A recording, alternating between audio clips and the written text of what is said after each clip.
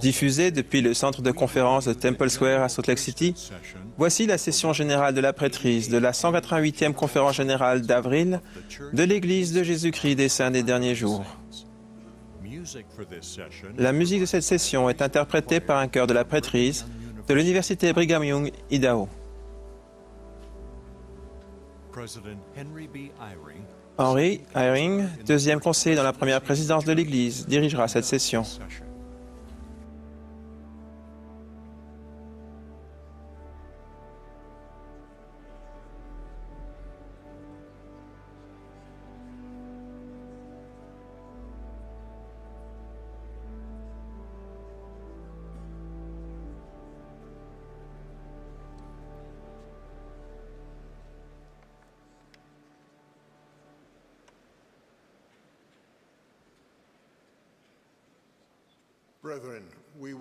Frères, nous vous souhaitons la bienvenue à la session de la prêtrise de la 188e conférence générale d'avril de l'Église de Jésus-Christ des Saints des Derniers Jours. Le président Nelson, qui préside la conférence, m'a demandé de la diriger. Cette réunion est retransmise par satellite aux détenteurs de la prêtrise réunis en de nombreux endroits du monde. La musique de cette session sera interprétée par un chœur de la prêtrise de l'Université Brigham Young, Idaho, sous la direction de Randall Campton, Russell Berg et David Lozano-Torres, avec Brian Mathias et Andrew Unsworth à l'orgue.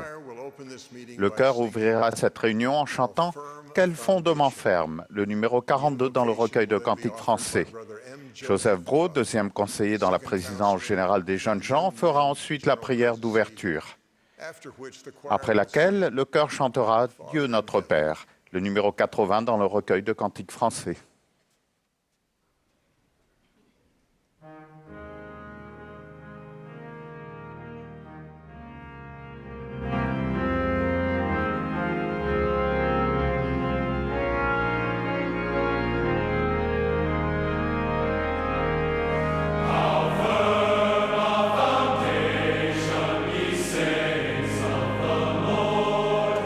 Is laid for your faith in His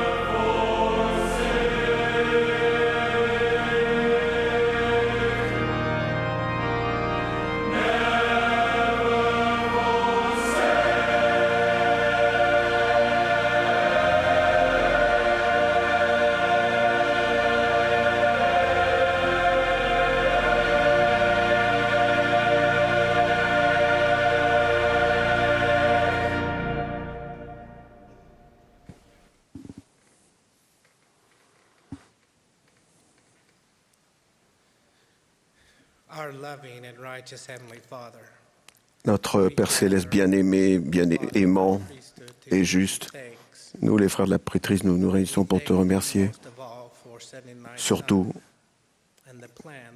pour permettre à ton Fils d'accomplir ce plan pour qu'on puisse retourner vers toi. Nous sommes reconnaissants pour la prêtrise, pour être tes serviteurs. Nous sommes reconnaissants d'avoir un prophète, le président Nelson,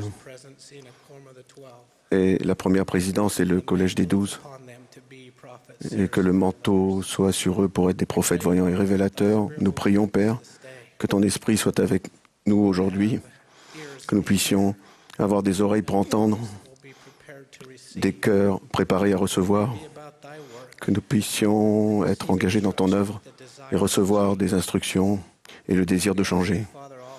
Nous te demandons, Père, aussi de bénir notre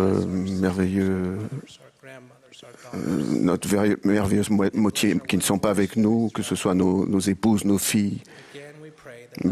Bénis nos missionnaires à travers le monde et nous te prions que ton esprit soit dans nos cœurs. Et nous faisons cela au nom de ton Fils Jésus-Christ. Amen.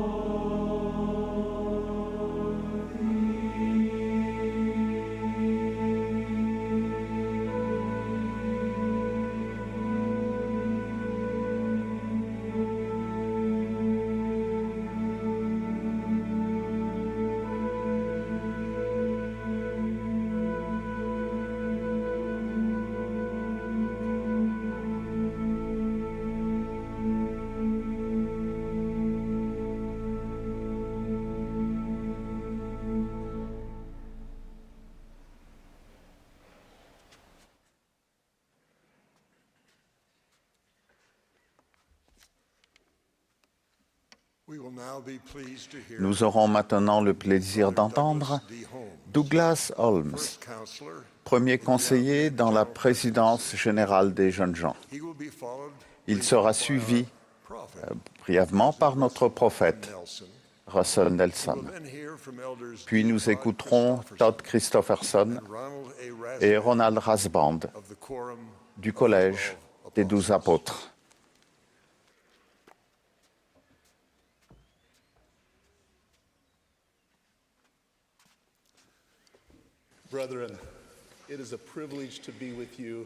Frères, c'est un honneur de participer avec vous à cette conférence historique.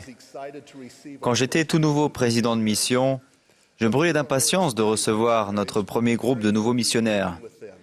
Tandis que quelques-uns de nos missionnaires plus expérimentés préparaient la salle où nous allions nous réunir brièvement avec eux, j'ai remarqué qu'ils avaient disposé des chaises d'enfants en demi-cercle. J'ai demandé pourquoi ces petites chaises. Les missionnaires ont répondu un peu penauds, pour les nouveaux missionnaires.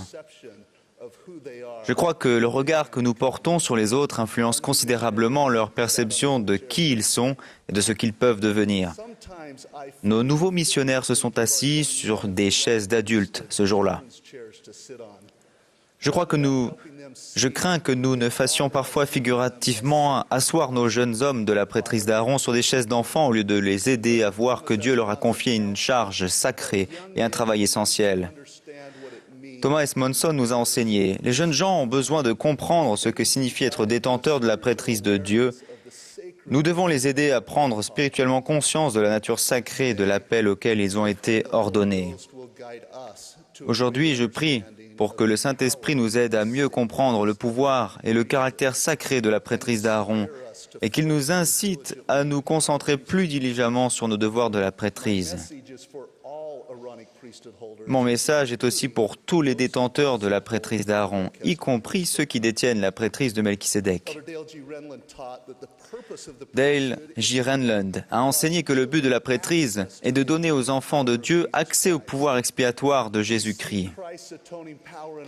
Pour bénéficier du pouvoir expiatoire du Christ, nous devons le croire, nous repentir de nos péchés, contracter et respecter des alliances en accomplissant des ordonnances et recevoir le Saint-Esprit. Ce ne sont pas là des principes que l'on ne pratique qu'une seule fois. Ce sont des principes qui agissent ensemble et se renforcent les uns les autres dans un processus continu de progression permettant d'aller au Christ et d'être rendu parfait en lui. Dans ce cas, quel est le rôle de la prêtrise d'Aaron ? Comment nous aide-t-elle à avoir accès au pouvoir expiatoire du Christ ? Je crois que la réponse réside dans les clés de la prêtrise d'Aaron, les clés du ministère d'ange et de l'évangile préparatoire. Commençons par un aspect du ministère d'ange.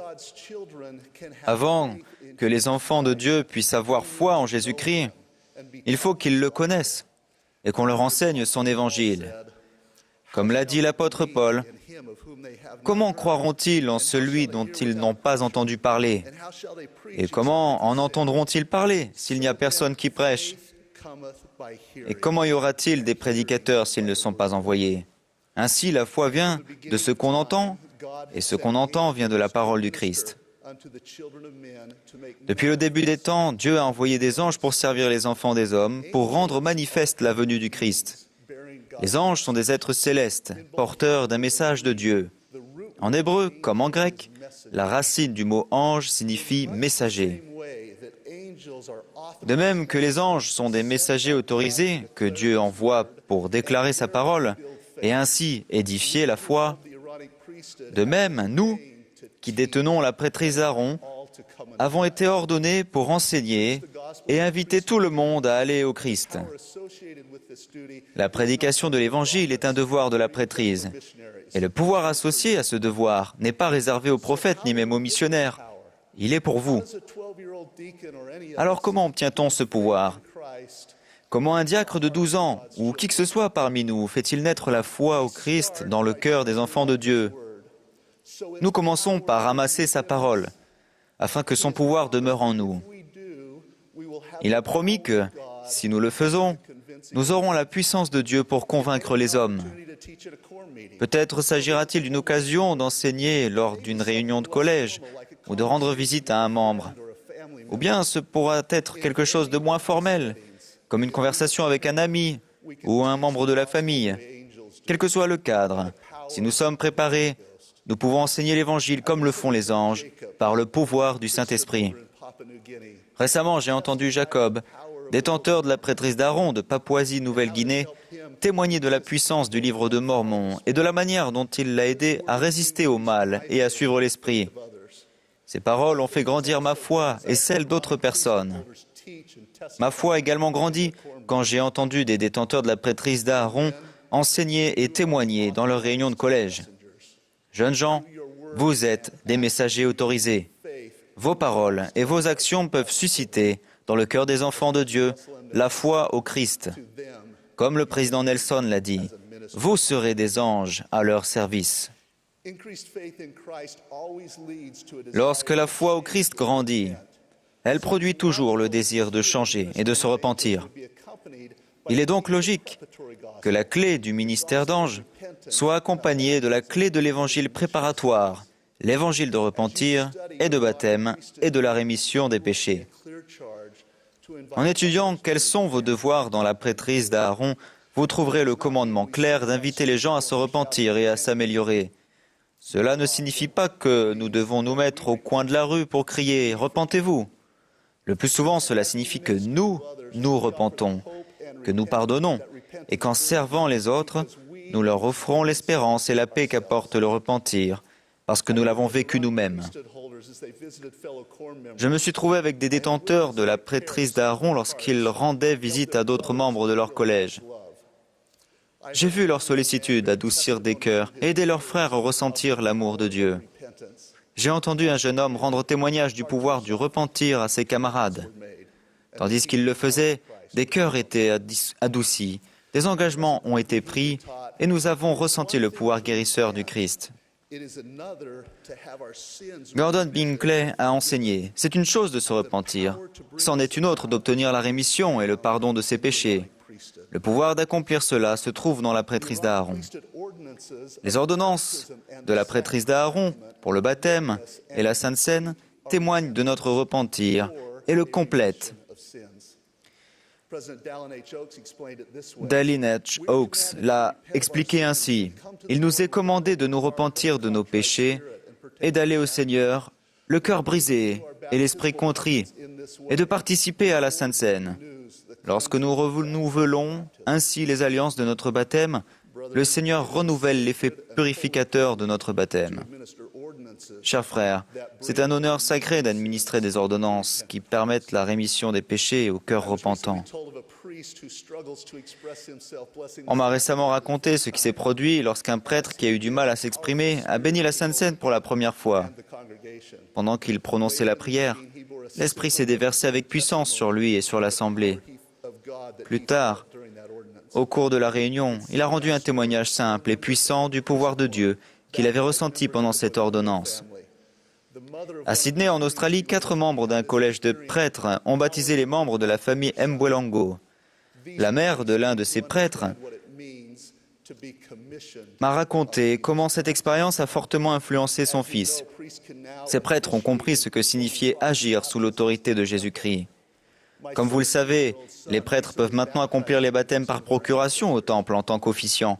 Mon fils de 17 ans m'a récemment baptisé en faveur de quelques-uns de nos ancêtres. Nous avons tous deux éprouvé de la reconnaissance à l'égard de la prêtrise d'Aaron et de l'honneur d'œuvrer pour le salut des enfants de Dieu. Jeunes gens, en étant diligemment engagés dans vos devoirs de la prêtrise, vous participez avec Dieu à son œuvre pour réaliser l'immortalité et la vie éternelle de l'homme. Ces expériences accroissent votre désir et vous préparent à enseigner le repentir et à baptiser des convertis durant votre mission. Elles vous préparent également au service dans la prêtrise de Melchisédek pour le reste de votre vie. Détenteurs de la prêtrise d'Aaron, nous avons l'honneur et le devoir d'être des compagnons de service de Jean-Baptiste. Il a été envoyé en tant que messager autorisé pour témoigner du Christ et inviter tout le monde à se repentir et à se faire baptiser. En fait, il a exercé les clés de la prêtrise d'Aaron dont nous avons discuté. Il a déclaré, « Moi, je vous baptise d'eau pour vous amener à la repentance. Mais celui qui vient après moi est plus puissant que moi. Lui, il vous baptisera du Saint-Esprit et de feu. » Ainsi, la prêtrise d'Aaron, avec les clés du ministère d'ange et de l'évangile préparatoire qui l'accompagne, prépare le chemin pour que les enfants de Dieu reçoivent, par la prêtrise de Melchisédek, le don du Saint-Esprit, le plus grand don que nous puissions recevoir dans cette vie. Quelle profonde responsabilité Dieu a donnée aux détenteurs de la prêtrise d'Aaron. Parents et dirigeants de la prêtrise, vous rendez-vous compte de l'importance du conseil de Thomas S. Monson d'aider les jeunes gens à comprendre ce que signifie être détenteur de la prêtrise de Dieu? S'ils comprennent et magnifient la prêtrise d'Aaron, ils seront préparés à être des détenteurs fidèles de la prêtrise de Melchisédek, des missionnaires remplis de pouvoir et des maris et des pères justes.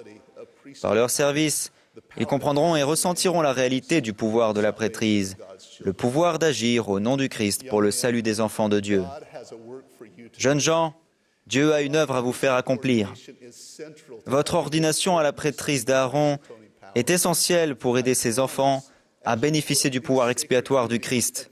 Je vous promets que, si vous placez ces devoirs sacrés au centre de votre vie, vous ressentirez le pouvoir de Dieu comme jamais auparavant. Vous comprendrez votre identité de fils de Dieu, appelé d'un saint appel à participer à son œuvre. Et comme Jean-Baptiste, vous aiderez à préparer la voie pour le retour du Christ. Je vous témoigne de ces vérités au nom de Jésus-Christ. Amen.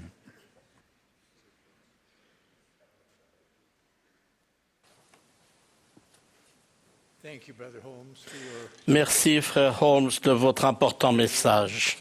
Chers frères, nous regrettons profondément l'absence du président Monson et de frère Hales. Cependant, nous avançons tous résolument dans l'œuvre du Seigneur. Je suis très reconnaissant à chaque homme qui détient la sainte prêtrise. Vous êtes l'espoir de notre Rédempteur qui désire que chacun parle au nom de Dieu, le Seigneur, le Sauveur du monde.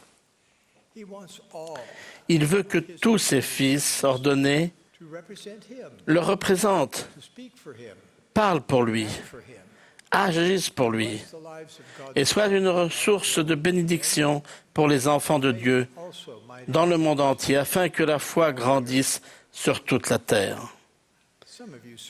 Certains d'entre vous servent dans des endroits où l'Église est établie depuis des générations. D'autres servent dans des endroits où l'Église est relativement nouvelle. Certains sont dans de grandes paroisses. D'autres sont dans de petites branches et ont de longues distances à parcourir. Quelle que soit votre situation personnelle, chacun de vous est membre d'un collège de la prêtrise avec le mandat divin d'apprendre et d'instruire, d'aimer et de servir son prochain.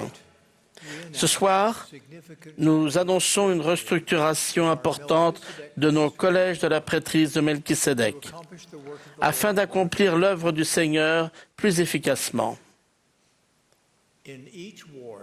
Dans chaque paroisse, les grands prêtres et les anciens seront dorénavant regroupés en un collège des anciens.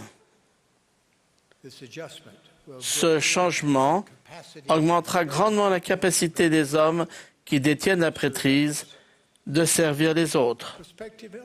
Les anciens potentiels seront accueillis et intégrés par ce collège. Dans chaque pieu, la présidence de pieu continuera de présider le collège des grands prêtres de pieu. Mais la composition de ce collège sera basée sur les appels de prêtrise actuels, comme cela sera expliqué dans un instant. D. Todd Christofferson et Ronald A. Rasband du collège des 12 apôtres vont maintenant nous en dire plus sur ces importants changements. Nous les avons étudiés pendant de nombreux mois. Nous avons ressenti le besoin pressant d'améliorer la façon dont nous veillons sur nos membres et dont nous faisons rapport des contacts que nous avons avec eux.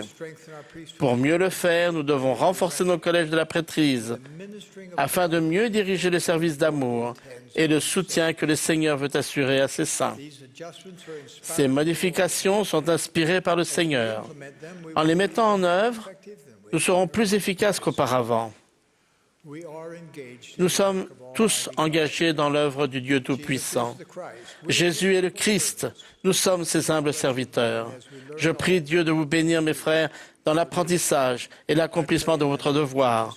Au nom de Jésus-Christ. Amen.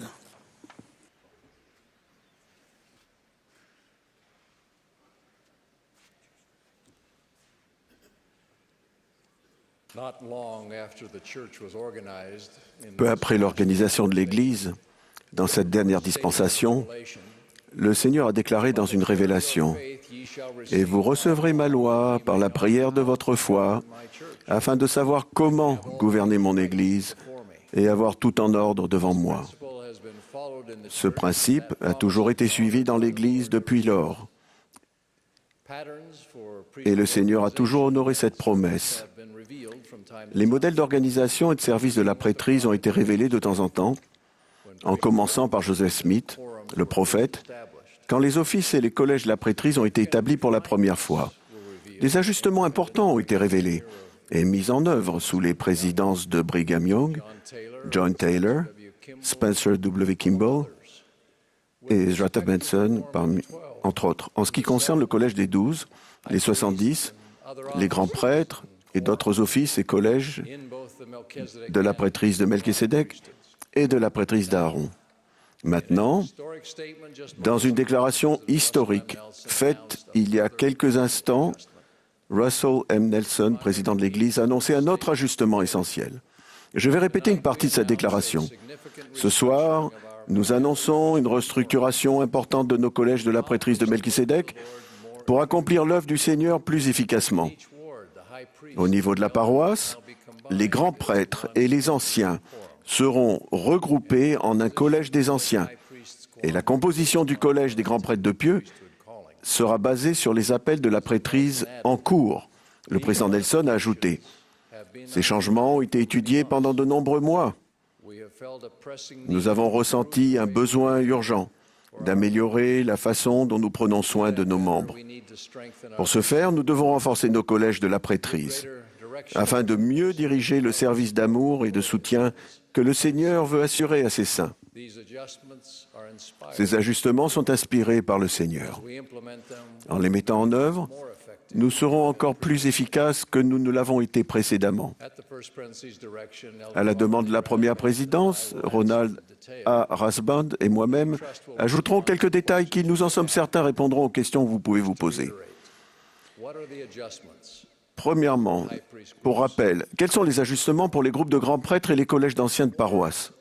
Dans les paroisses, les membres des collèges d'anciens et des groupes de grands prêtres seront à présent regroupés en un seul collège de la prêtrise de Melchisédek avec une seule présidence. Ce collège, qui va accroître le nombre et l'unité de ses membres, sera appelé le collège des anciens. Les groupes de grands prêtres n'existent plus. Le collège des anciens comprend tous les anciens et les anciens potentiels de la paroisse, ainsi que les grands prêtres qui ne servent pas actuellement dans un épiscopat, une présidence de Pieux, comme membre du Grand Conseil ou comme patriarche en service. Le collège des grands prêtres du Pieux sera composé des grands prêtres qui servent dans la présidence de Pieux, les épiscopats, comme membres du Grand Conseil ou comme patriarche en service. Comment la présidence du Collège des Anciens doit-elle être organisée? La présidence de Pieux relèvera les dirigeants de groupes de grands prêtres et les présidences de collège des anciens actuels et appellera un nouveau président de collège et des conseillers dans chaque paroisse ou branche. La nouvelle présidence du Collège des Anciens peut comporter des anciens et des grands prêtres, d'âge et d'expérience divers, servant ensemble dans une même présidence de collège. Un ancien ou un grand prêtre peut servir en tant que président du collège ou comme conseiller dans la présidence. Ce n'est pas une prise de contrôle des collèges des anciens par les grands prêtres. Nous attendons des anciens et des grands prêtres qu'ils travaillent ensemble, quelle que soit leur combinaison, dans la présence du collège et dans le service du collège. Ces ajustements relatifs au collège doivent être mis en place dès que possible. Cet ajustement de la structure du collège change-t-il l'office de la prêtrise que détiennent les membres du collège? Non. Cette mesure ne révoque aucun des offices de la prêtrise, auxquels n'importe quel membre du collège peut avoir été ordonné par le passé. Comme vous le savez, un homme peut être ordonné à différents offices de la prêtrise au cours de sa vie. Et il ne perd aucune de ses ordinations précédentes quand il en reçoit une nouvelle. Dans certains cas, un détenteur de la prêtrise peut servir dans plus d'un office à la fois. Par exemple, quand un grand prêtre est aussi patriarche ou évêque. Mais il ne fonctionne ordinairement pas dans tous ces offices de la prêtrise en même temps. Par exemple, les évêques et les 70 ne servent pas activement dans ces offices une fois qu'ils sont relevés ou qu'ils acquièrent le statut d'émérite. Ainsi, quel que soit l'autre ou les autres offices qu'un homme détient, quand il est membre du collège des anciens, il sert en tant qu'ancien. Il y a des années, le président Boyd K. Packer a déclaré « La prêtrise est plus grande que n'importe lequel de ses offices. La prêtrise n'est pas divisible. Un ancien détient autant de prêtrise qu'un apôtre.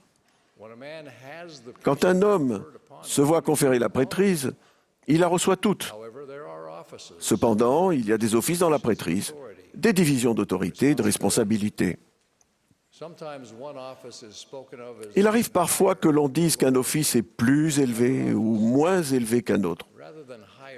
Les offices de la prêtrise de Melchisédek ne sont ni plus ni moins élevés, mais représentent des domaines différents de service.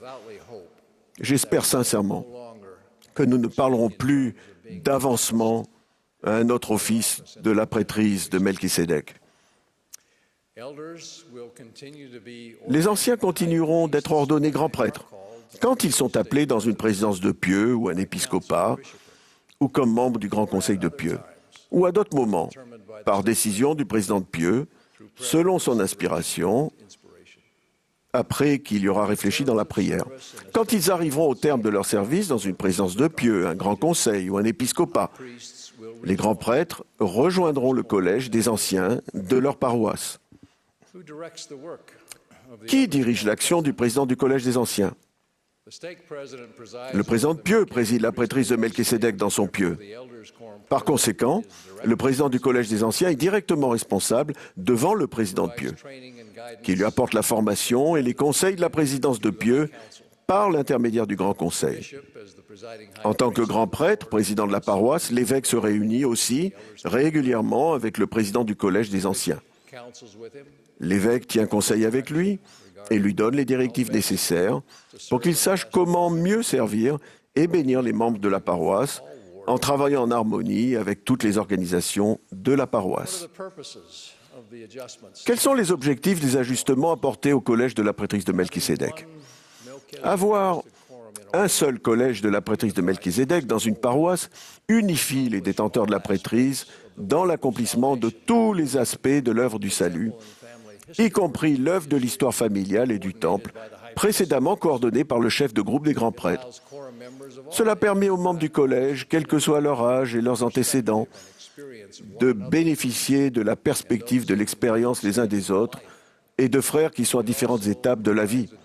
Cela offre aussi aux détenteurs de la prêtrise expérimentée des possibilités supplémentaires de servir de mentor aux autres, notamment aux anciens potentiels, aux nouveaux membres, aux jeunes adultes et aux non-pratiquants qui reviennent à l'Église. Les mots me manquent pour exprimer mon enthousiasme quand je réfléchis au rôle de plus en plus vital que les collèges des anciens joueront à l'avenir. La sagesse, l'expérience, la capacité et la force que l'on trouvera dans ces collèges laissent entrevoir un jour nouveau et une nouvelle forme de service de la prêtrise dans toute l'Église. Il y a 20 ans, lors d'une conférence générale, j'ai relaté une histoire qui avait d'abord été racontée par Elder Vaughn J. Featherstone des 70 et qu'il me semble opportun de répéter ici. En 1918, frère George Goetz, un fermier qui cultivait des betteraves à sucre à Lehigh, en Utah, l'hiver arriva tôt cette année-là, et gela une grande partie des betteraves encore en terre. Pour George et son jeune fils, Francis, la récolte était longue et difficile. Dans le même temps, une épidémie de grippe espagnole faisait rage. La redoutable maladie emporta Charles, un autre fils de George, et 3 des enfants de Charles, 2 petites filles et un garçon. Dans l'espace de seulement 6 jours, George, très affligé, fit 3 voyages à Ogden, en Utah, pour en rapporter les corps afin de les enterrer. Après cette épouvantable épreuve, George et Francis attelèrent leurs charrettes et s'en retournèrent vers leur champ de betteraves. En chemin, ils croisèrent une succession de charrettes de betteraves que les fermiers du voisinage conduisaient à l'usine. Au passage, chaque conducteur les saluait en disant « Salut, oncle George !»« Désolé pour toi, George. »« Un sale coup, George. »« Tu as plein d'amis, George. » Sur la dernière charrette, il y avait Jasper Rolfe, au visage constellé de taches de rousseur. Il lui fit un joyeux salut de la main et cria « C'est le dernier, oncle George. » Frère Goetz se trouva vers Francis et dit « Comme je voudrais que tout cela soit à nous. » Quand ils arrivèrent à leur ferme, Francis sauta de la grosse charrette rouge et ouvrit la barrière pour que son père entre dans le champ. George arrêta l'attelage et scruta le champ. Il n'y avait pas une seule betterave à sucre dans tout le champ. Alors il comprit ce que Jasper Rolfe avait voulu dire quand il avait crié « C'est le dernier, oncle George. » George descendit du chariot, ramassa une poignée de la terre grasse et brune qu'il aimait tant, puis une fanne de betterave, et il regarda longuement ces symboles de son travail, comme s'il ne pouvait en croire ses yeux. Ensuite, il s'assit sur une pile de fannes de betteraves. Cet homme, qui en 6 jours seulement avait ramené 4 de ses êtres chers chez lui pour les enterrer, avait fait des cercueils, creusé des tombes et même aidé à revêtir les défunts. Cet homme stupéfiant qui ne faiblit, ne broncha ni ne chancela jamais pendant cette épreuve atroce, s'assit sur une pile de fannes de betteraves et sanglota comme un petit enfant. Puis il se leva, s'essuya les yeux, les leva au ciel et dit « Merci, Père, pour les anciens de notre paroisse. » Oui, grâce soit rendue à Dieu pour les hommes de la prêtrise et pour les services qu'ils rendront encore à l'avenir aux personnes et aux familles et dans l'édification de Sion. La première présidence, le collège des 12 apôtres et la présidence des 70 ont longuement réfléchi à ces ajustements. Après avoir beaucoup prié, ayant soigneusement étudié les fondements doctrinaux des collèges de la prêtrise, et avec la confirmation que c'est la volonté du Seigneur, nous avançons unanimement dans ce qui est en réalité une étape de plus, dans l'accomplissement du rétablissement. La direction du Seigneur est manifeste, et je m'en réjouis. Je témoigne de lui, de sa prêtrise, et de vos ordinations dans celle-ci, au nom de Jésus-Christ. Amen.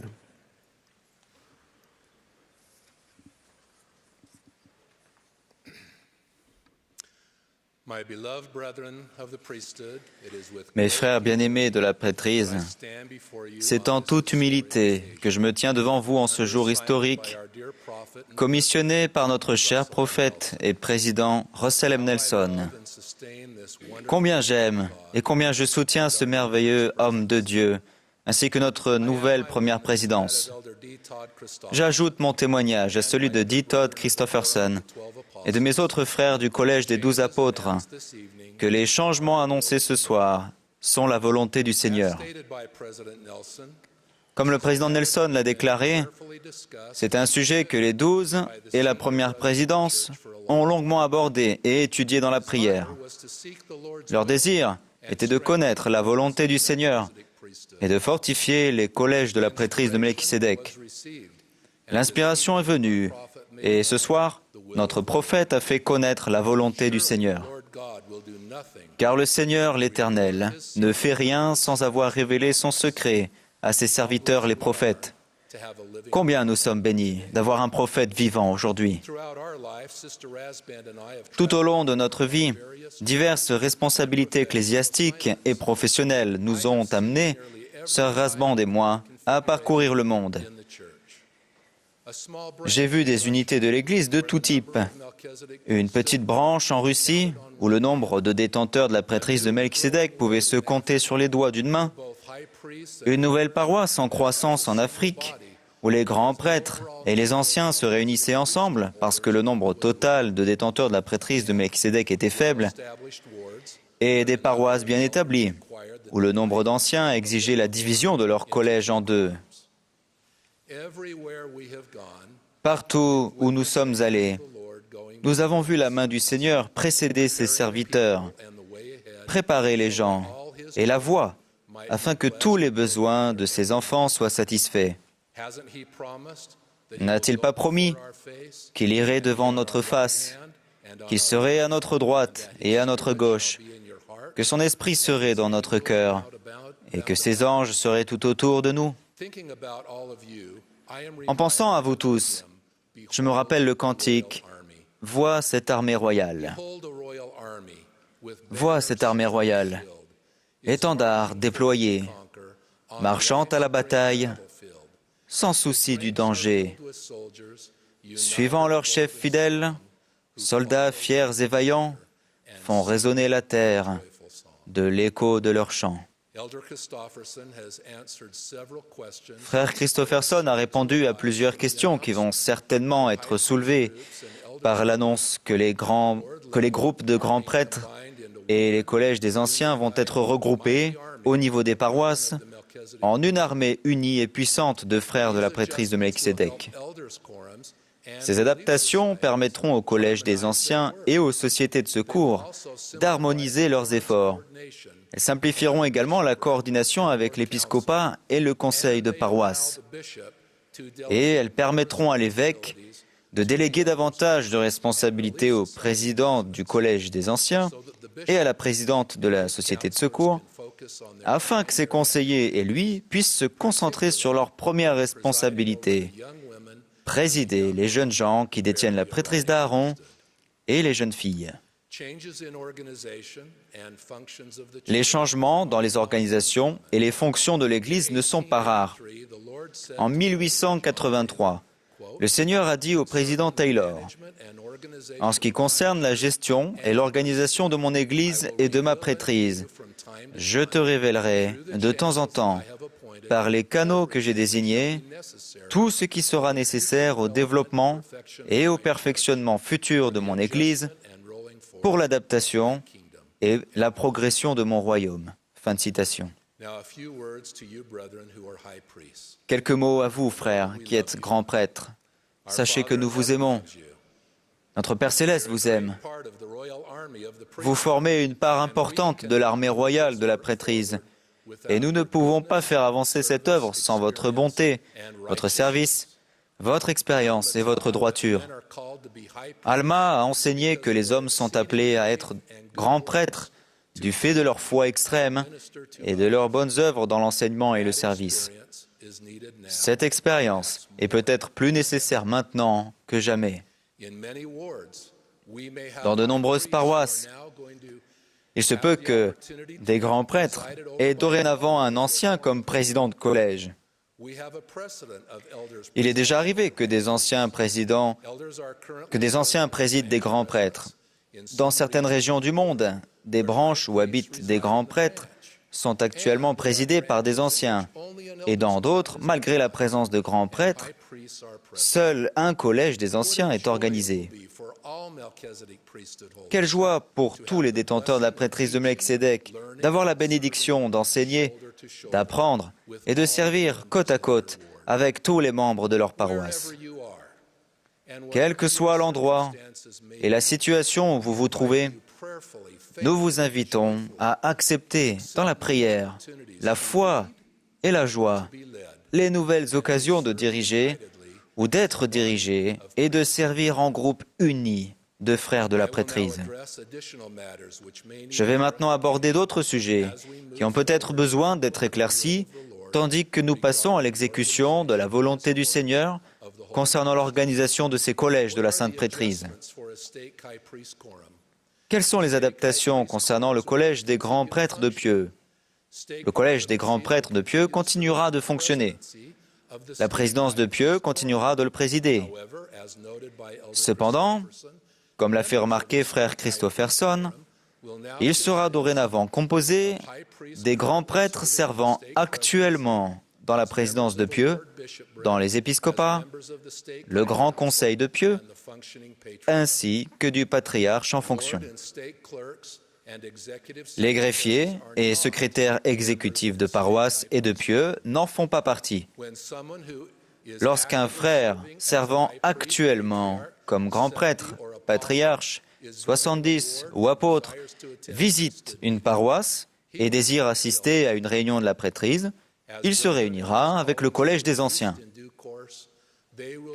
Lorsqu'il est relevé, il redevient membre du collège des anciens de son unité d'origine. Quel est le rôle du collège des grands prêtres de Pieux? La présidence de Pieux se réunit avec les membres du collège des grands prêtres pour tenir conseil, témoigner et former. Les réunions de Pieux, telles qu'elles sont présentées dans nos manuels d'instruction, sont maintenant avec deux adaptations. Premièrement, il n'y aura plus de réunion de comité exécutif de la prêtrise, de paroisse ou de Pieux. Si un problème spécifique se présente dans une paroisse, tel qu'une situation familiale délicate ou un souci d'entraide inhabituel, il pourra être traité lors d'une réunion d'épiscopat élargie. Les sujets moins délicats pourront être traités par le conseil de paroisse.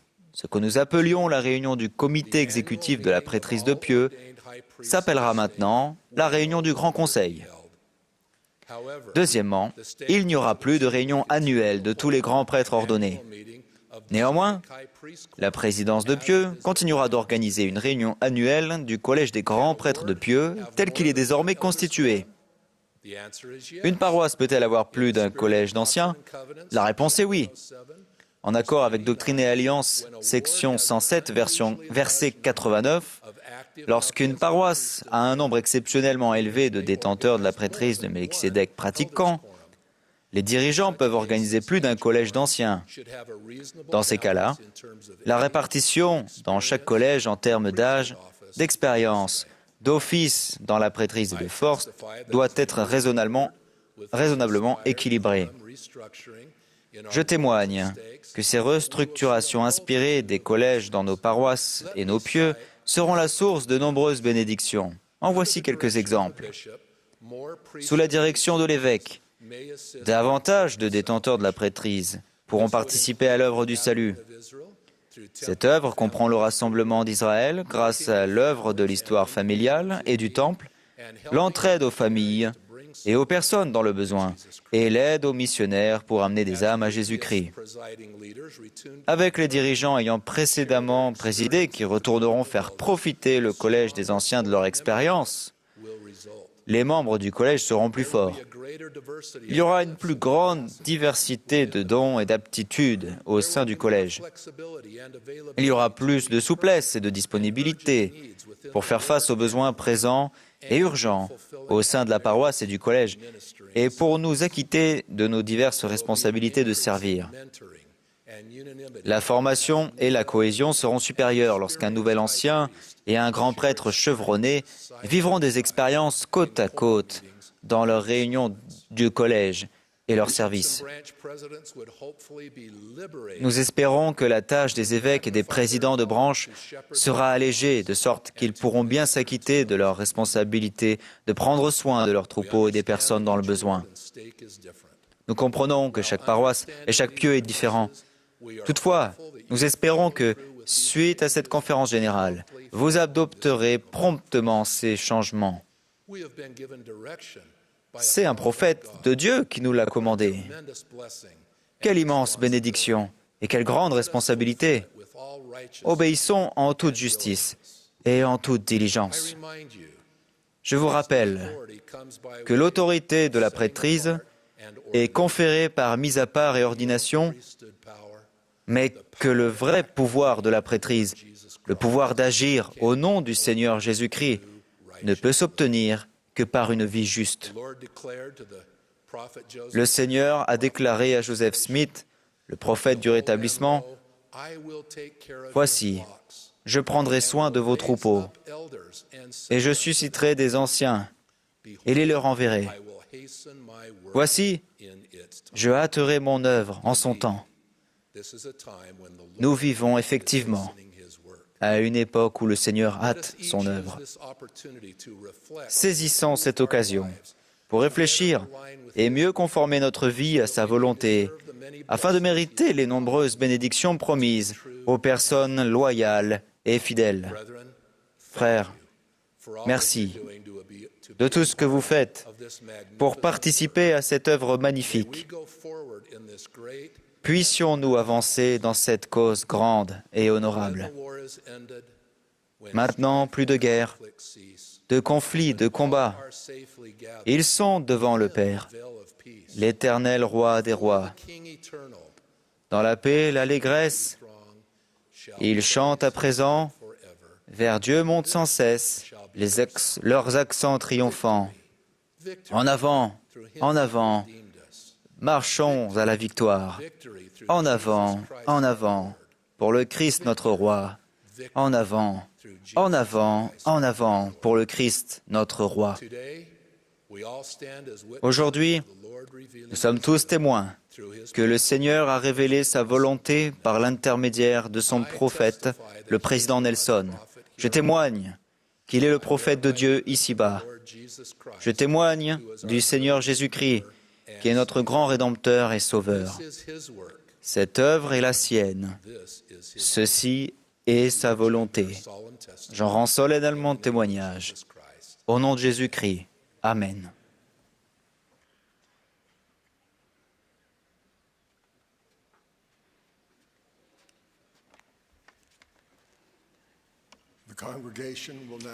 L'Assemblée et le chœur chanteront « Louange à Dieu », le numéro 37 dans le recueil de cantiques français.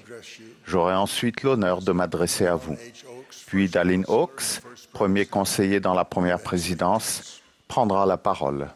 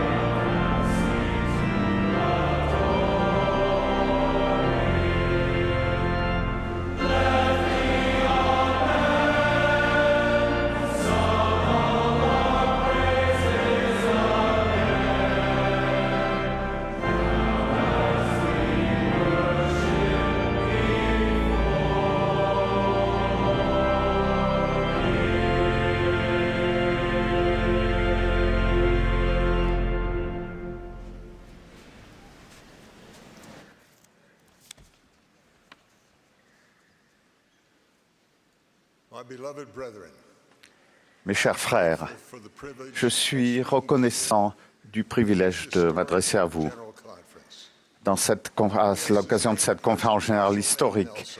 Nous avons soutenu le président Nelson comme le 17e président de l'Église de Jésus-Christ des Saints des Derniers Jours. Et comme j'ai eu la bénédiction de travailler avec lui chaque jour, j'ai ressenti la confirmation de l'Esprit que le président Nelson est appelé de Dieu pour diriger l'Église véritable de Dieu. C'est aussi mon témoignage que le Seigneur a appelé frère Gong et frère Suarez à servir comme membres du collège des 12 apôtres. Je les aime et je les soutiens.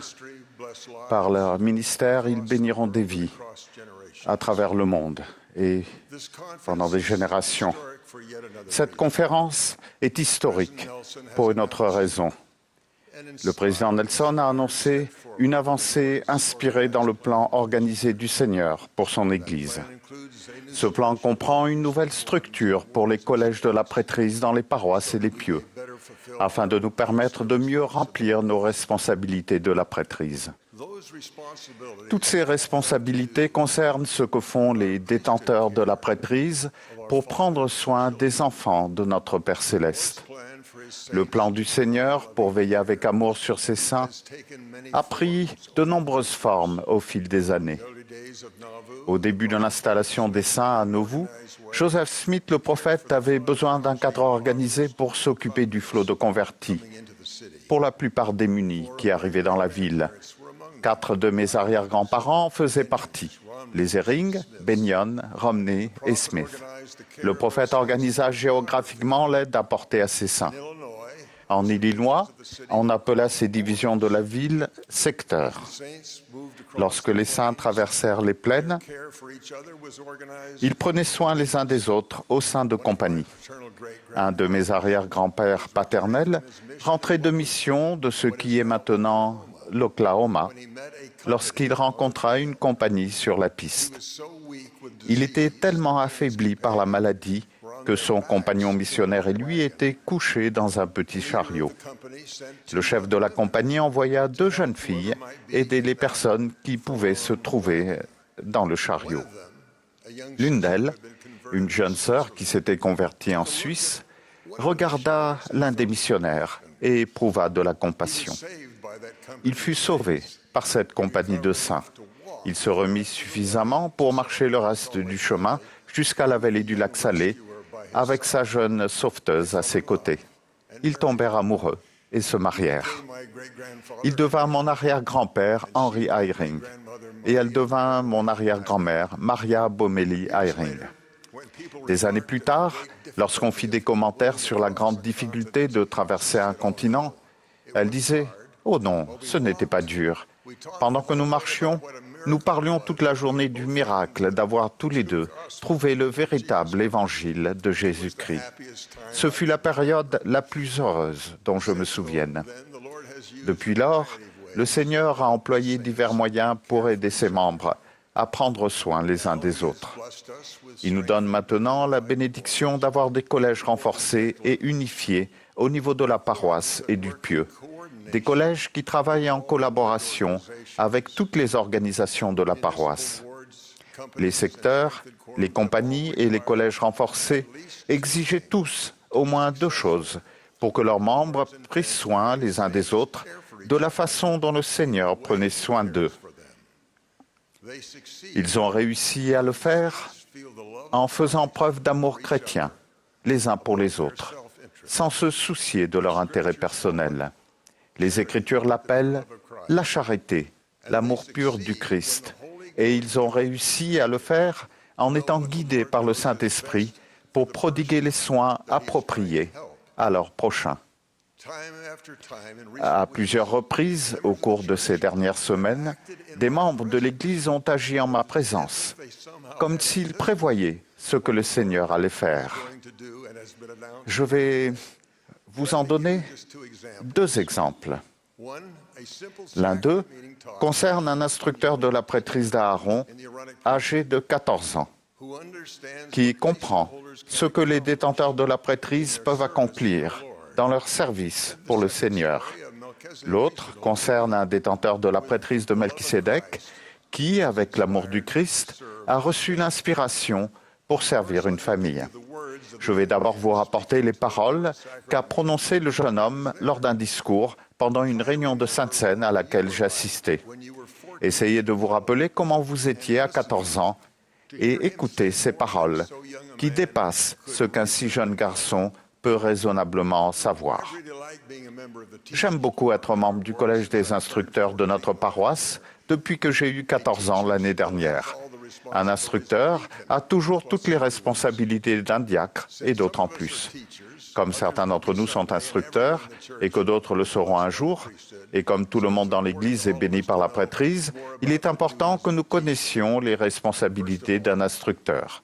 Tout d'abord, dans Doctrine et Alliance, section 20, verset 53, il est dit « Le devoir de l'instructeur est de toujours veiller sur les membres de l'Église, d'être avec eux et de les fortifier. » Ensuite, dans Doctrine et Alliance, section 20, versets 54 et 55, on peut lire, je ne pense pas que j'avais des notes de cela, mais de veiller à ce qu'il n'y ait pas d'iniquité dans l'Église, ni de dureté réciproque, ni de mensonges, de calomnie ou de médisance.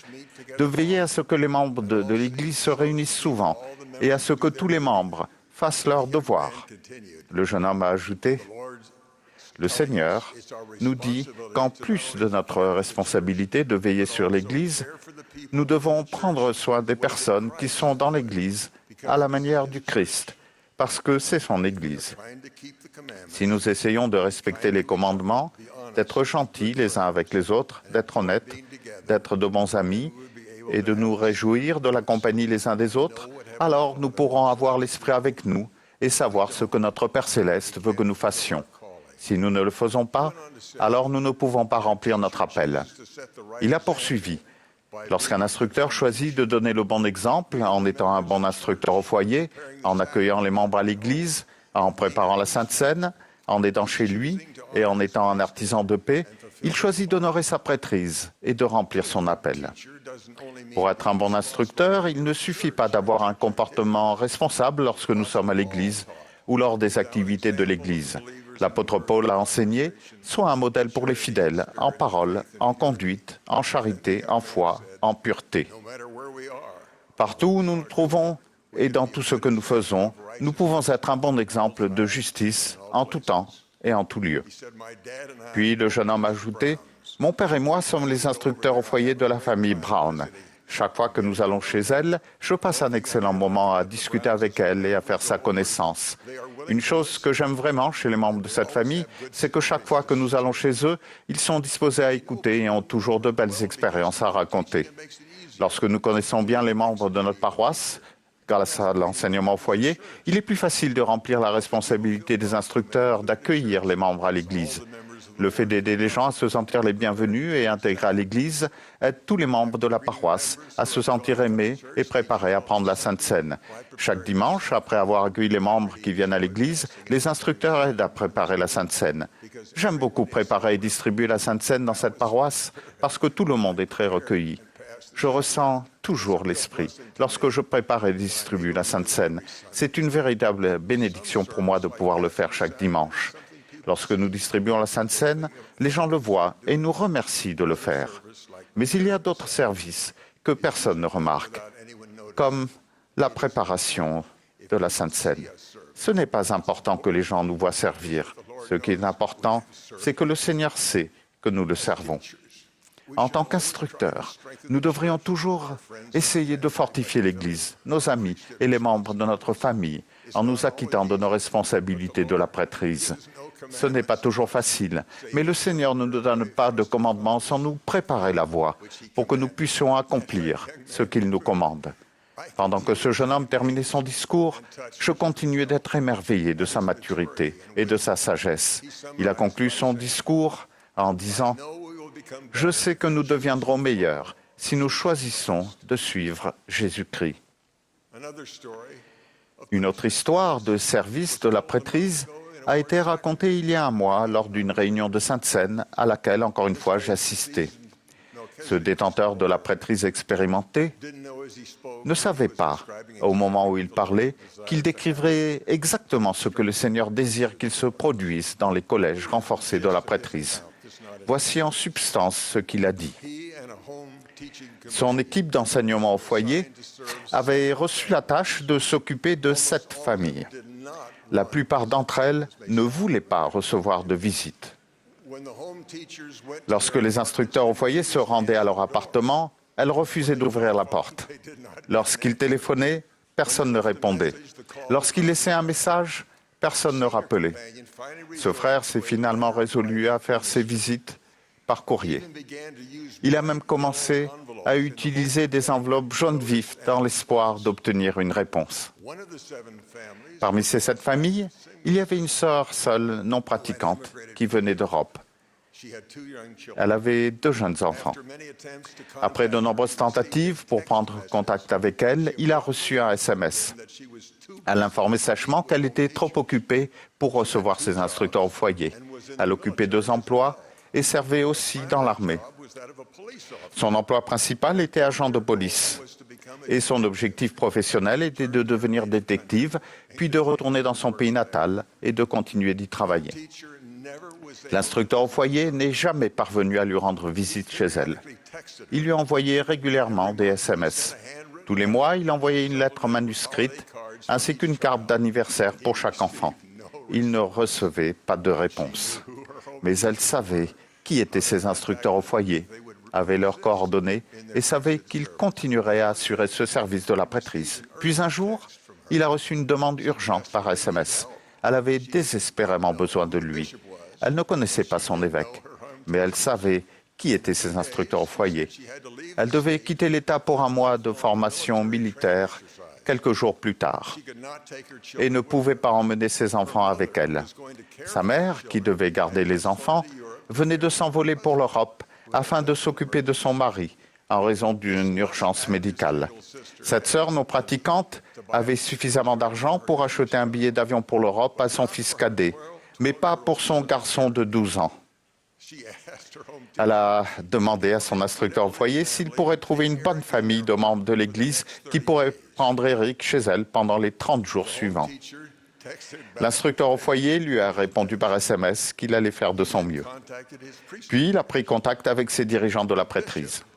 L'évêque lui a donné, qui était l'évêque président de sa paroisse, lui a donné l'autorisation d'en informer les membres du conseil de paroisse, notamment la présidente de la société de secours. Celle-ci a rapidement trouvé 4 familles avec des enfants de l'âge d'Éric qui allaient le prendre chez elle à tour de rôle, une semaine chacune. Pendant le mois qui a suivi, ces familles ont nourri Eric, ont fait de la place pour lui dans leur appartement ou leur maison déjà bien encombrée, l'ont emmené avec elles dans leur séjour en vacances déjà prévu, l'ont amené à l'église, l'ont inclus dans leur soirée familiale, etc. Plusieurs des familles avaient des garçons de l'âge d'Eric et ils l'ont intégré dans les réunions et les activités de leur collège des diacres. Pendant cette période de 30 jours, Eric a été à l'église chaque dimanche pour la première fois de sa vie.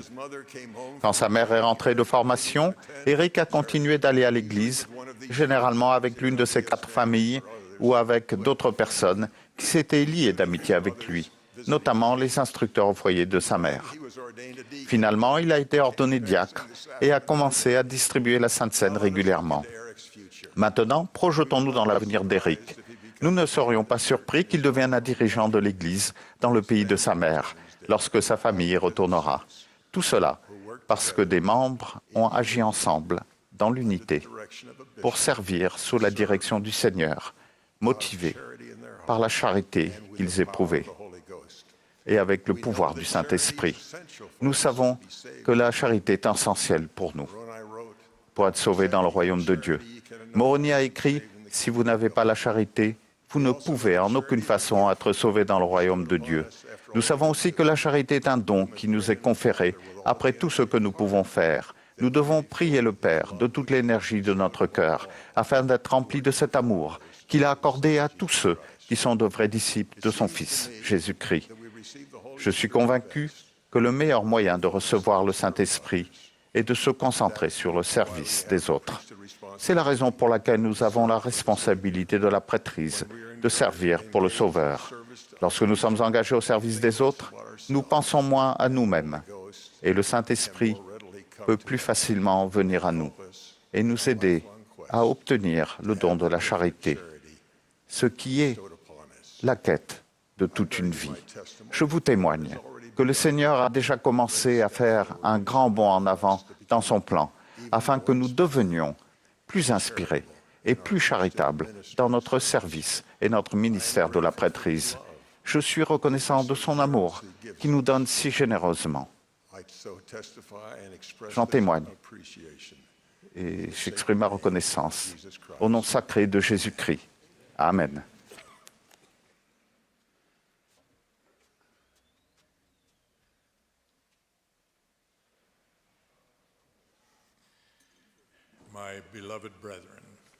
Mes chers frères bien-aimés, nous avons entendu le président Nelson faire une annonce qui est le fruit d'une révélation.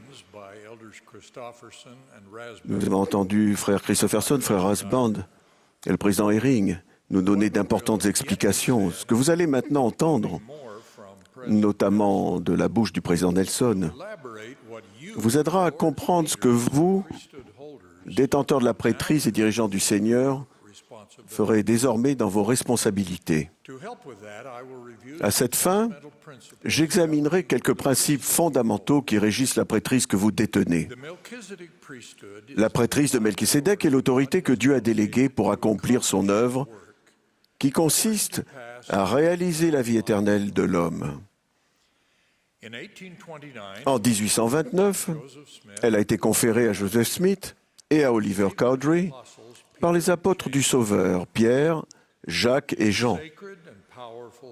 Sa nature sacrée et son pouvoir sont ineffables.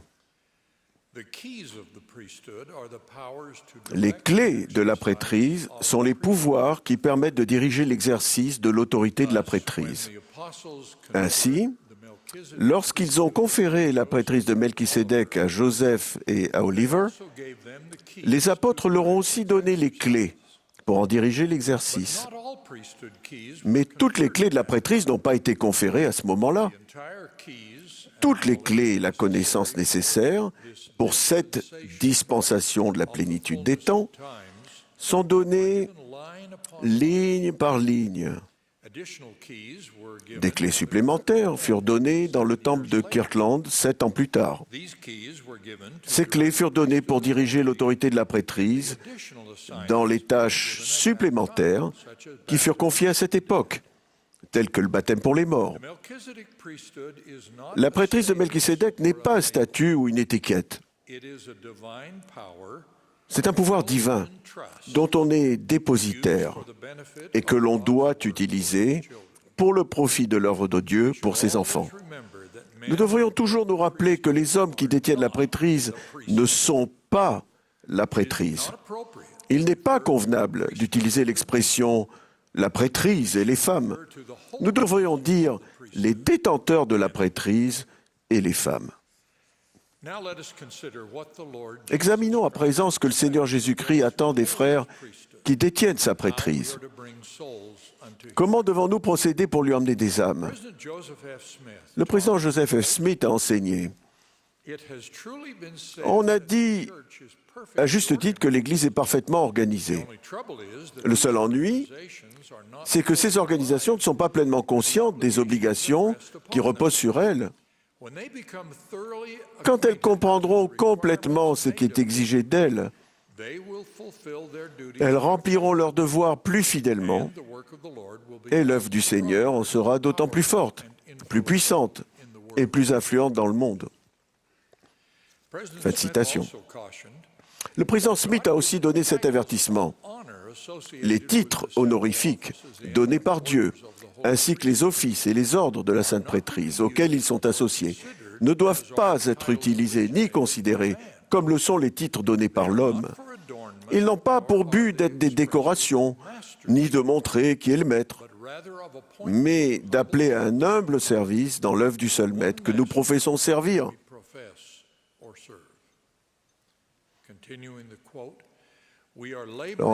Je continue la citation. « Nous œuvrons pour le salut des âmes et nous devons avoir le sentiment que c'est la plus grande tâche qui nous soit dévolue. Par conséquent, nous devons être disposés à tout sacrifier, si besoin est, pour l'amour de Dieu, pour le salut des hommes et pour le triomphe du royaume de Dieu sur la terre. » Fin de citation. Dans l'Église du Seigneur, les offices de la prêtrise de Melchisédek ont différentes fonctions. Les Doctrines et Alliances appellent les grands prêtres des présidents permanents ou serviteurs de divers pieux dispersés au dehors. Elles appellent les anciens des ministres permanents de l'Église. Voici d'autres enseignements concernant ces différentes fonctions. Un grand prêtre officie dans les choses spirituelles et les administre. En outre, comme le président Joseph S. Smith l'a enseigné, dans la mesure où il a été ordonné à l'office de grand prêtre, un homme devrait se sentir obligé de donner un exemple digne d'émulation devant jeunes et vieux et se mettre dans une situation où il peut être un maître de justice, non seulement par le précepte, mais plus particulièrement par l'exemple, en donnant aux plus jeunes le profit de l'expérience de l'âge, devenant de ce fait une force au sein de la communauté dans laquelle il demeure. Fin de citation.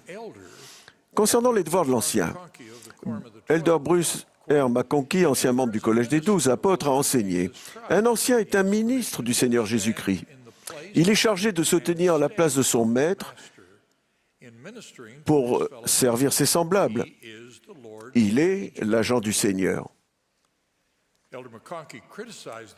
Frère McConkie a critiqué l'idée selon laquelle un homme est seulement un ancien. Il a dit « Chaque ancien de l'Église détient la même prêtrise que le président de l'Église. » Qu'est-ce qu'un ancien?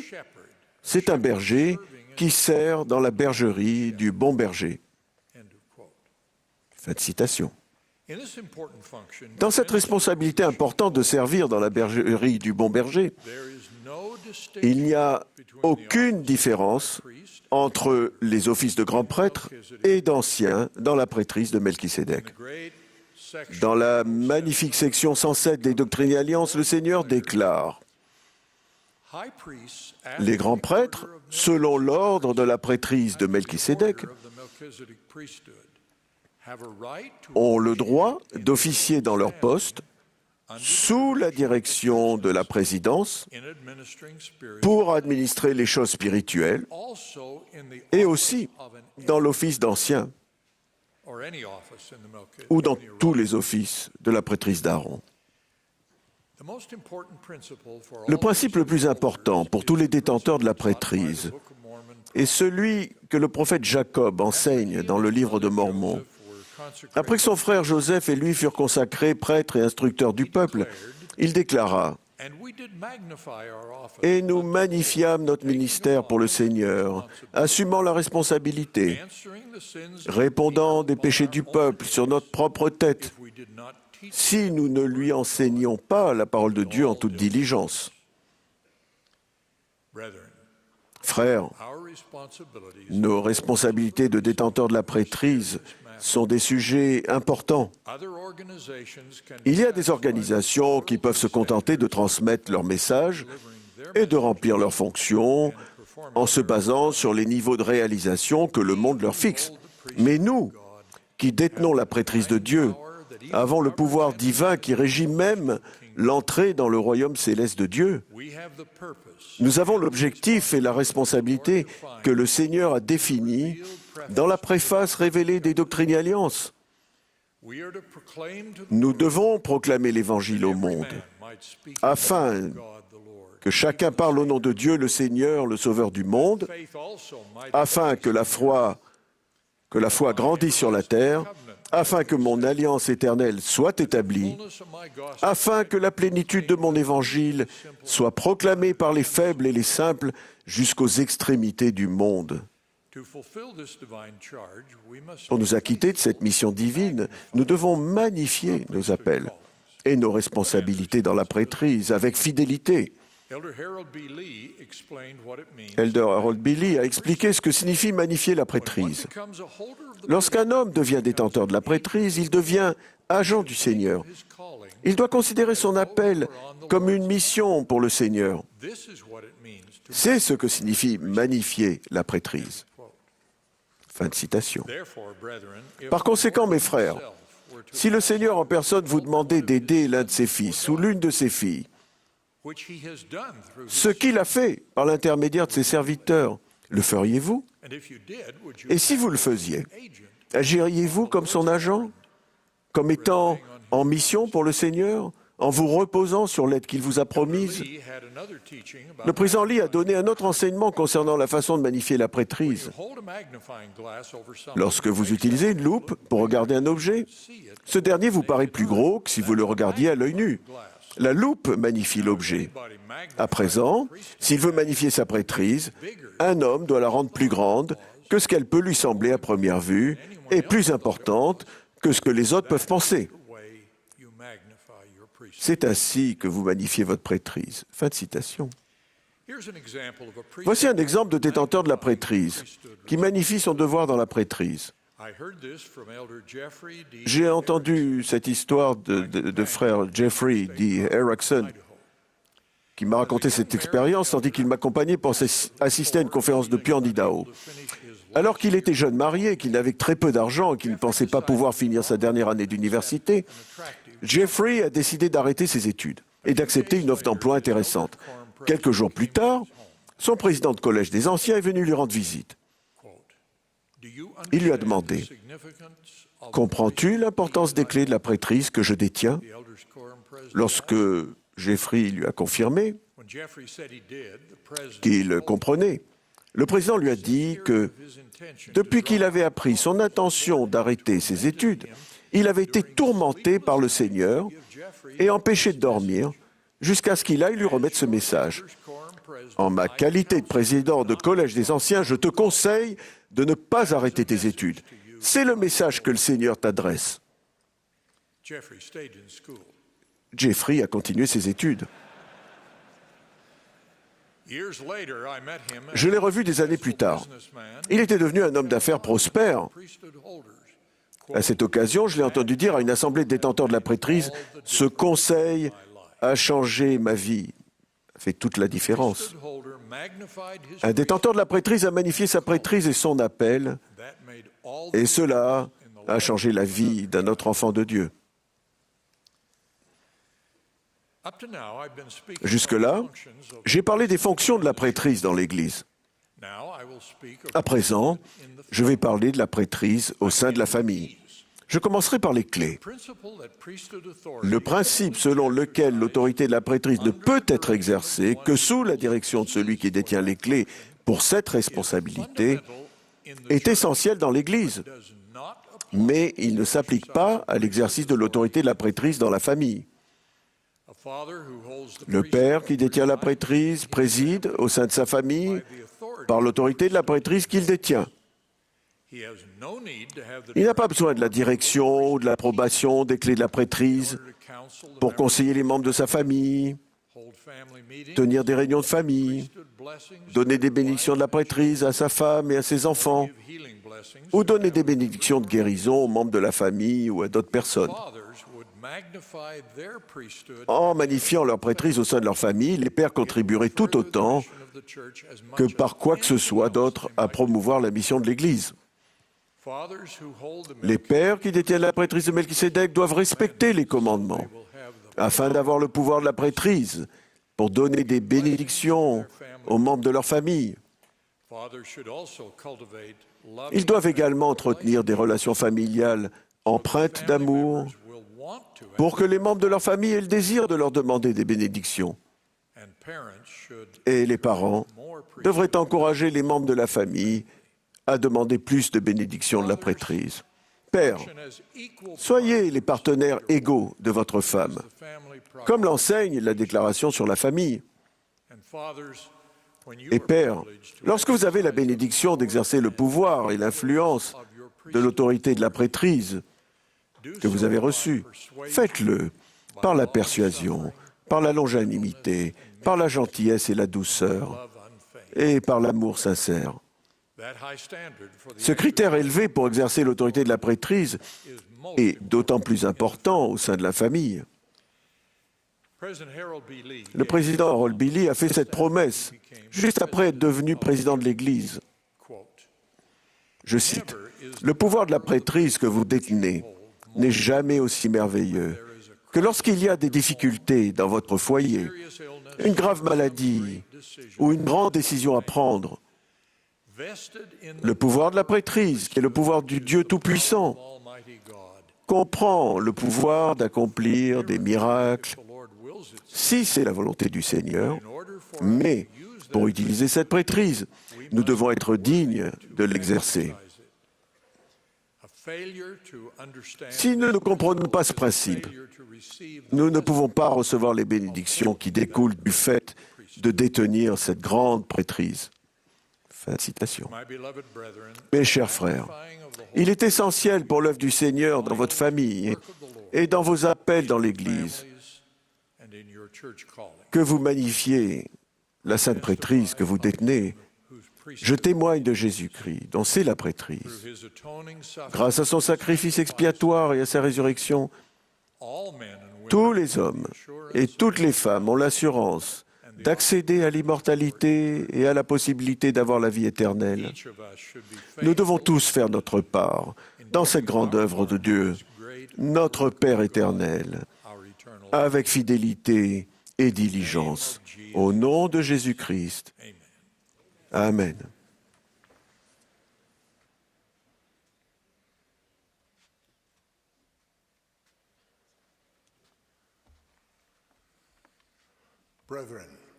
Frères, nous vous remercions de votre présence ce soir. Nous remercions également le chœur pour la musique inspirante et toutes les personnes qui ont contribué d'une façon ou d'une autre à la préparation de cette réunion. Le dernier orateur de cette session sera Russell Nelson, le président de l'Église.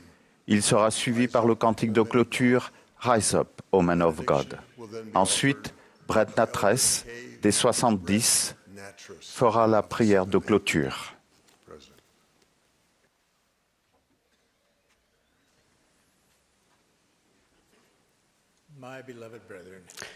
Mes frères bien-aimés, merci de votre dévouement au Seigneur et à son œuvre.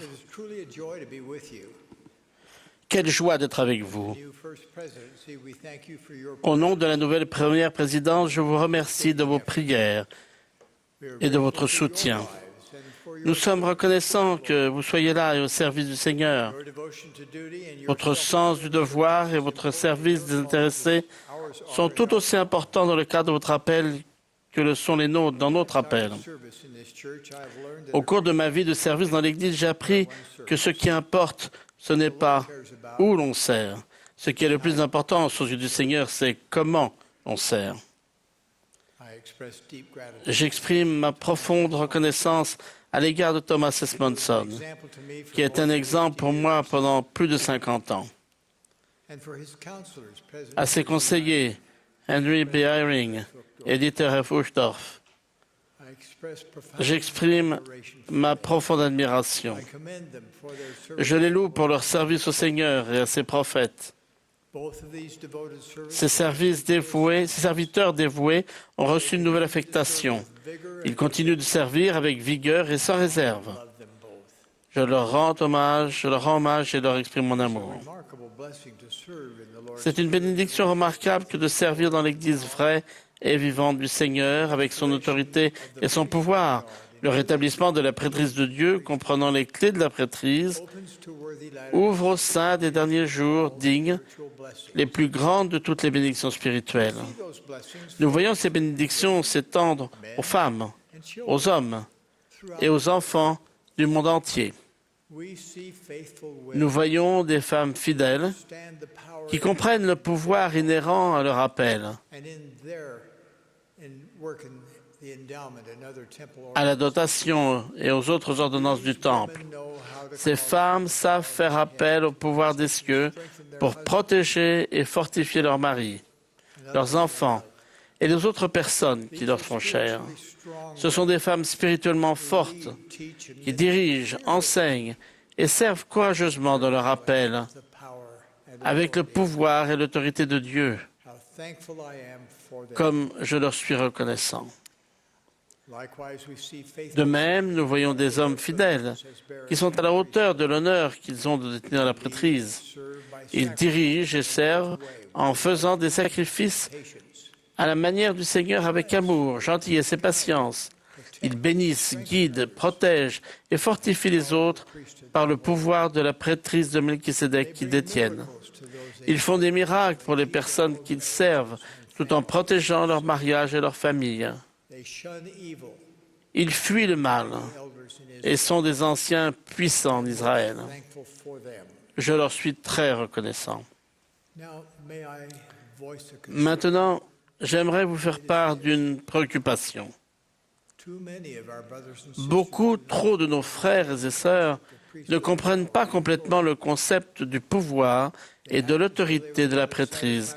Ils agissent comme s'ils préféraient satisfaire leurs propres désirs et appétits égoïstes, plutôt que d'utiliser le pouvoir de Dieu pour bénir ses enfants.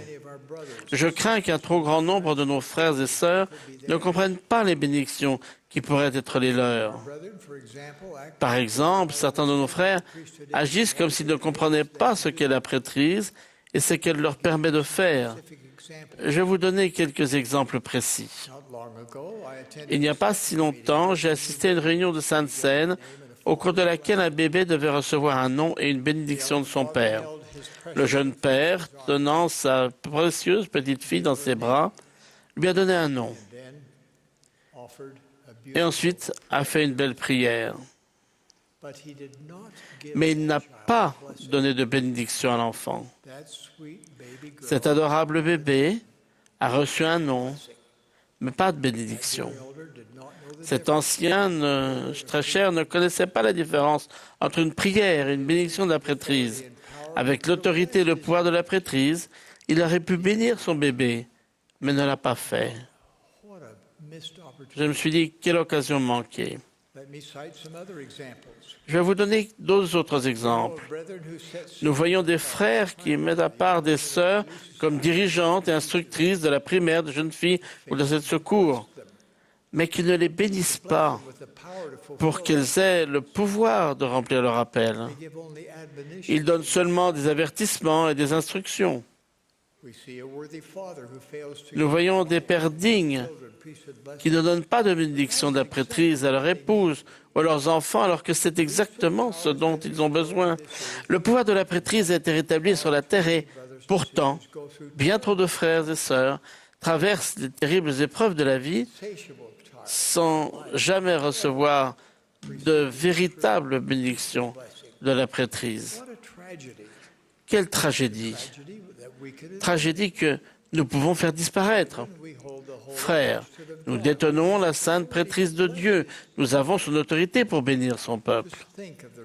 Pensez à la remarquable assurance que le Seigneur nous a donnée quand il a dit « Je bénirai celui que tu bénis ».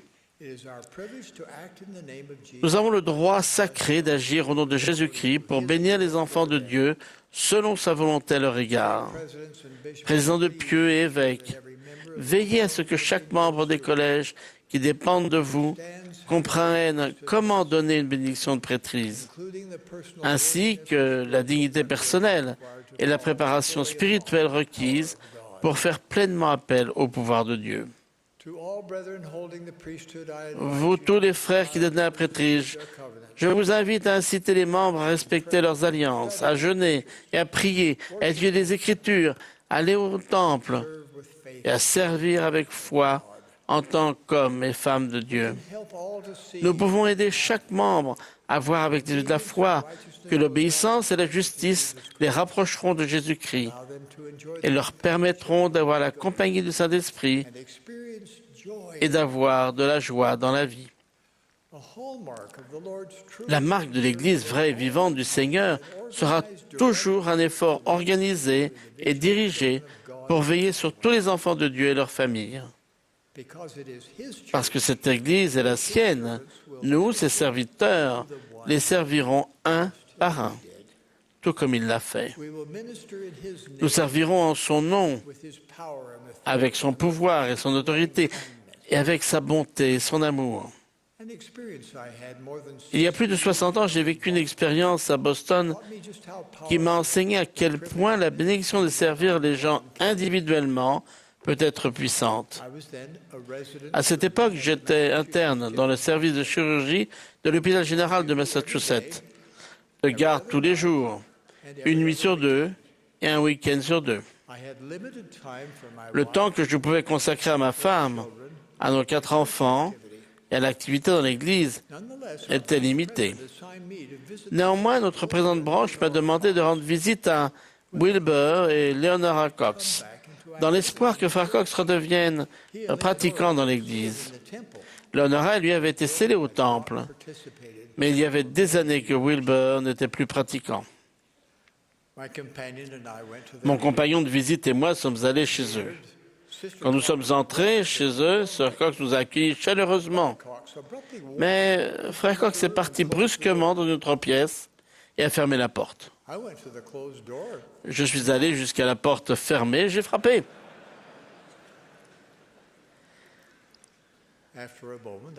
Après un moment, j'ai entendu une voix étouffée dire « Entrez ».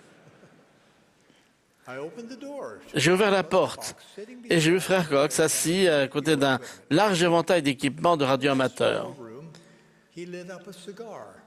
Dans cette petite pièce, il allumait un cigare. Visiblement, je n'étais pas du tout le bienvenu. Regardant dans la pièce avec émerveillement, j'ai dit « Frère Cox, j'ai toujours voulu en apprendre plus sur le montage des radioamateurs. Seriez-vous disposé à me montrer? Je suis désolé, mais je ne peux pas rester plus longtemps ce soir, mais puis-je revenir une autre fois? »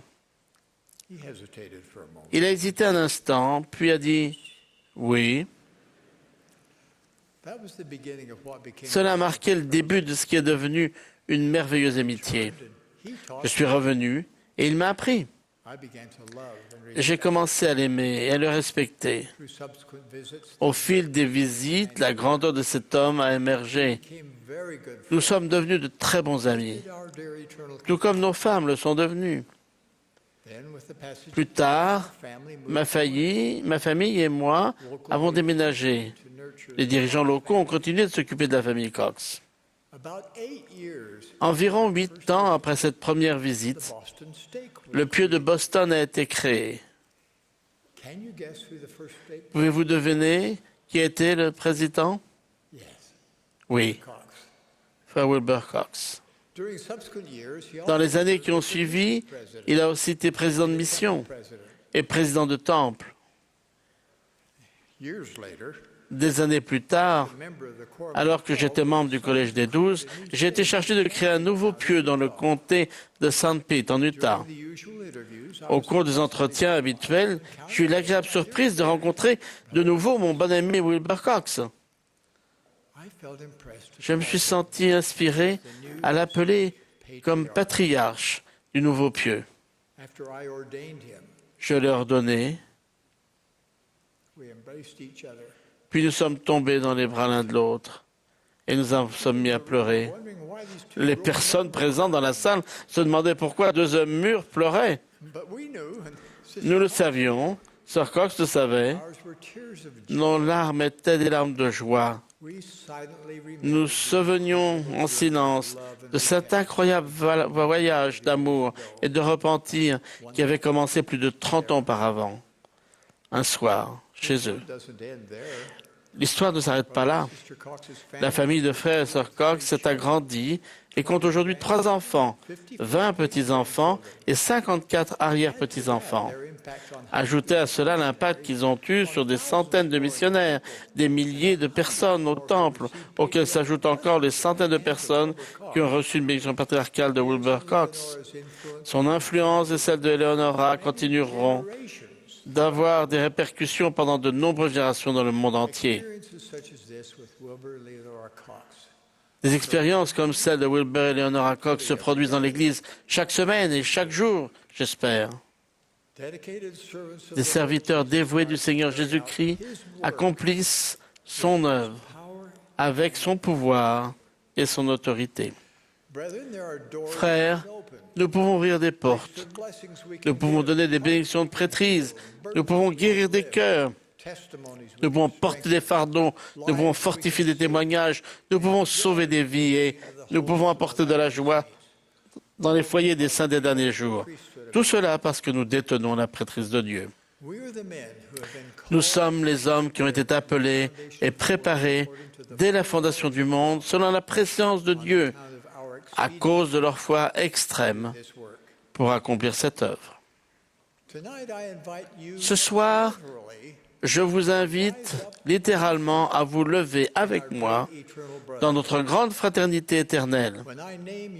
Quand j'appellerai votre office dans la prêtrise, veuillez vous lever et rester debout. Diacres, veuillez vous lever. Instructeurs, levez-vous. Prêtres,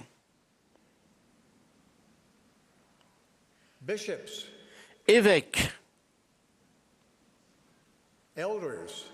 anciens, grands prêtres, patriarches, 70, apôtres. Frères, veuillez rester debout et chantez avec le cœur les 3 couplets de Rise Up, O Men of God. Pendant que vous chantez, vous qui êtes l'armée puissante de Dieu, réfléchissez à votre devoir d'aider à préparer le monde pour la seconde venue du Seigneur. C'est notre responsabilité, c'est notre privilège. J'en témoigne au nom de Jésus-Christ. Amen.